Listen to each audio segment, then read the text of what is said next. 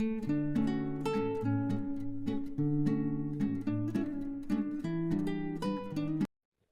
स्वामी समर्थ. सर्वांना सर्वप्रथम श्री स्वामी समर्थ. आजचा दिवस तुम्हाला आनंदाचा, आरोग्यदायी जाओ हीच मी स्वामीच्यांनी प्रार्थना करते. तर काल मी मार्केटमध्ये गेली होती, तुळस आणली, 2 तुळस आणली. कारण मी गावी गेली होती, तर त्यावेळेला घरी कोण नव्हतं, म्हणजे मुलं होती पण ती काही व्यवस्थित पाणी टाकत नव्हती, तर त्याच्यामुळे मग माझी उन्हानं तुळस पूर्ण सुकली. कारण मी 10 दिवस गावी होती, तर त्याच्यामुळे तुळस सुकली. आणि तुळस घरामध्ये नसलं की आपल्याला कसं एकदम घर खाली खाली वाटतं आणि चांगलं पण वाटत नाही. तर मग काल मी बाहेर गेली, म्हटलं पहिले तुळस घेऊन येऊया, कारण तुळस नसलं ना ते की बरं नाही वाटत. तुळस घरामध्ये पाहिजे. तर काल 2 तुळस आणल्या. तर मग म्हटलं बकेटमध्ये लावते. चांगलीच बकेट होती, तर अशा प्रकारे बकेटमध्ये तुळस लावून घेते. तुळशीचं रोप प्रत्येकाच्या घरात असते. घरात हे रोप असणं शुभ आणि पवित्र मानलं जातं. प्राचीन काळापासून ते कौटुंबिक सुख, शांती, आरोग्य आणि समृद्धीचे प्रतीक मानले जाते.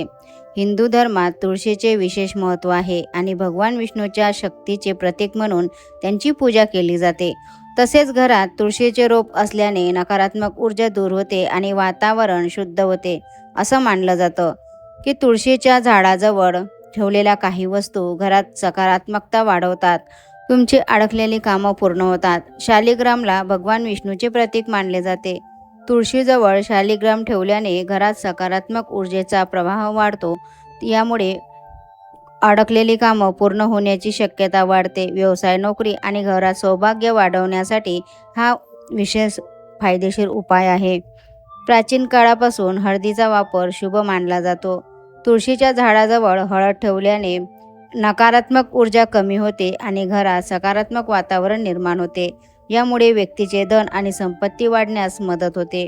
हा उपाय सोपा आहे, परंतु त्याचे परिणाम खोलवर आहेत. तुळशीच्या झाडाला कच्चे दूध अर्पण केल्याने झाड आणि घर दोन्हीही शुद्ध होतात.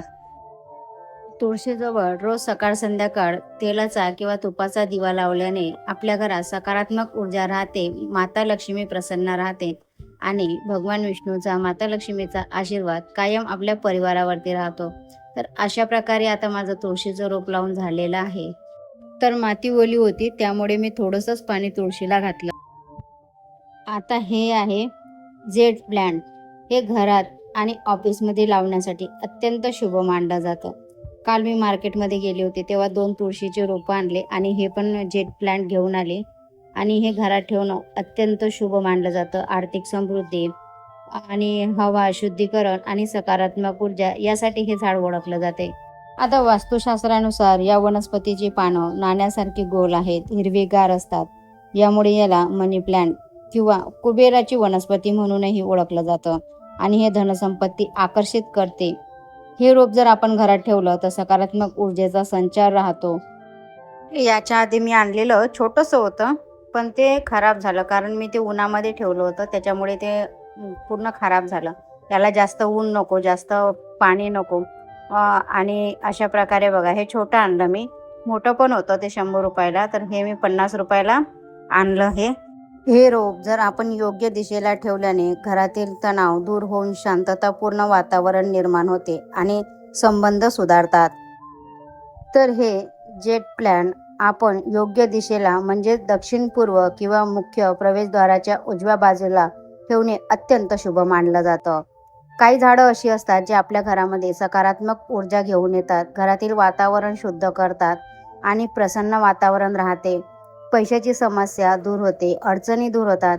असे मी 3-4 झाडं माझ्या घरामध्ये लावलेली आहेत. त्यामुळे घरातील वातावरण प्रसन्न राहते आणि मला खूप असा, म्हणजे भरपूर असा फायदा झालेला आहे. आता हे बघा, केळीचं झाड. या केळीच्या झाडाला ना 2 वर्ष झालेत. हे झाड असं जेवढंचं तेवढंच आहे, म्हणजे पानं नवीन येतात. काही जुनं पानं झालं ना, ते पानं खराब होतात, ते गळून पडतात आणि परत नवीन नवीन पानं केळीच्या झाडाला येतात. 2 वर्ष झाले हे झाड. खूप छान, हे झाड जसंच्या तसंच खूप छान वाढलं आणि हिरवंगार आहे. तर केळीच्या झाडामध्ये भगवान विष्णूंचा वास असतो. तर केळीच्या झाडाची प्रत्येक गुरुवारी पूजा केली पाहिजे. केळीचं झाड आपल्या घरात ठेवल्याने माता लक्ष्मी प्रसन्न राहते, भगवान विष्णूचा आशीर्वाद राहतो आणि काही समस्या असतात त्या आपल्या दूर होतात. तर गुरुवारच्या दिवशी केळीच्या झाडाजवळ तुपाचा दिवा लावावा किंवा थोडंसं हळद मिक्स करून पाणी केळीच्या झाडाला अर्पण करावं. रोज केलं तर अतिउत्तम. कारण असं म्हणतात, जर आपण केळीच्या झाडाची पूजा केली तर आपला गुरुग्रह आहे तो मजबूत होतो. तर केळीच्या झाडाला गूळ आणि हरभऱ्याची डाळ तो नैवेद्य अर्पण करावा प्रत्येक गुरुवारी. खूप छान असं आपल्याला त्याचं सकारात्मक बदल आपल्या जीवनात घडतात. कारण ही जी झाडं मी लावलेली आहेत, ही याला 2 वर्ष झाली झाडाला, केळीच्या झाडाला, बेलपत्रीच्या झाडाला 2 वर्ष झालेत घरामध्ये मी ठेवलेली आहे. आणि आपल्या घरामध्ये सकारात्मक वातावरण असलं ना, की झाडं पण सुकत नाहीत. आता माझं बेलपत्रीचं झाड 2 वर्ष झालेत. तेवढंच्या तेवढंच आहे. म्हणजे थोडं वाढलं त्याला नवीन-नवीन बेलपत्रीचे पानं येतात. केळीचं झाड पण नवीन सुंदर असे छान पानं येतात. हे बेलपत्रीचं झाड आहे. छान बेलाची पानं आलेत आणि 3-3 पानं आलेत बेलाची. मला वाटलं जगणार नाही, पण खूप छान असे झाड ते बेलपत्रीचं आलं. आणि बेलपत्रीचं झाड घरात लावणं पण शुभ मानलं जातं. महादेवांचा आशीर्वाद मिळतो, पितृदेवांचा आशीर्वाद मिळतो. तर अशा प्रकारे मला झाडं लावायला खूप आवडतात, पण जागा कमी पडते त्याच्यामुळे मग मी काही जास्त झाडं लावत नाहीत. आता मला पण काही झाडं अशी आणायची आहेत. हे कारल्याचं रोप आहे. असेच मी कारलं पिकलं होतं, तर म्हटलं चला टाकून बघूया तर येते का. तर हे कारल्याचे मस्त वेल आलेला आहे. आणि हे बघा.